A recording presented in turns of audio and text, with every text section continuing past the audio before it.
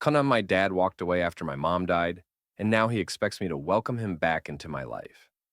I was 10 years old when my mother passed away from cancer. She had been sick for a long time, but nothing prepared me for the moment when she was truly gone. I thought the hardest part of losing her would be living without her warmth and love. I was wrong. The hardest part was watching my father walk away too, left behind. After my mother died, my father completely shut down. He stopped talking, stopped cooking meals, stopped showing up for anything in my life. It was as if he had died with her, leaving behind a shell of the man he once was. Then one day he was just gone.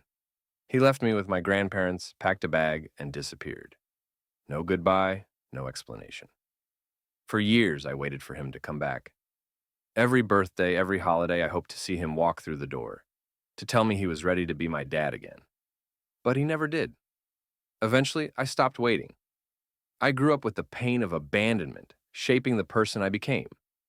My grandparents did their best to raise me, but I always felt like I was missing something.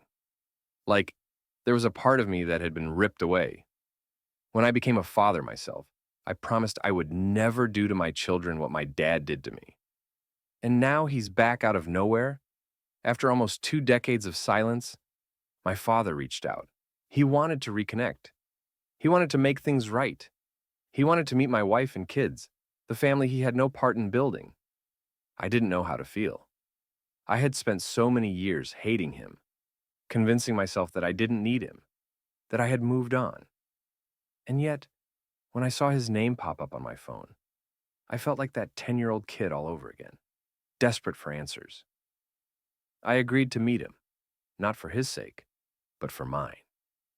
I needed to understand why he left, how he could abandon his own son when I had spent my entire life fighting to be the kind of father he refused to be.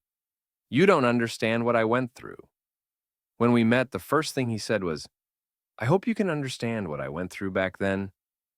And that's when I realized he wasn't here to apologize. He was here to justify himself.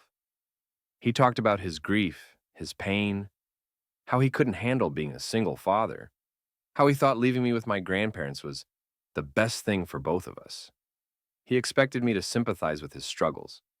But where was that sympathy when I was just a scared little boy, wondering why his father didn't love him enough to stay? I told him that I did understand grief. I lost my mother, too. But I had a choice: to be there for my kids, to break the cycle, to give them the love and security I never had. I told him that my children will always know that their father will never leave them, because I refused to become the man that abandoned me.